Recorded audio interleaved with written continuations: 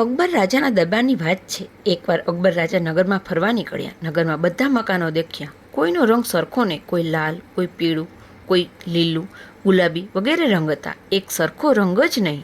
રાજાને વિચાર આવ્યો, આ જુદા જુદા રંગોના મકાનવાળું નગર શોભે નહીં. આવા પંચરંગી મકાનો ન જોઈએ. મારે એક જ પ્રકારના રંગોવાળા મકાનો જોઈએ. જગતમાં લીલો રંગ સારામાં સારો છે. તેનાથી આંખોને ઠંડક મળે, હરિયાળી જેવું લાગે. રાજાએ બિરબલને હુકમ કર્યો, બિરબલ, મારે આખું નગર લીલા રંગથી રંગાઈ નાખેલું જોઈએ અને આ કામ તારે એક જ અઠવાડિયામાં પતી જવું જોઈએ.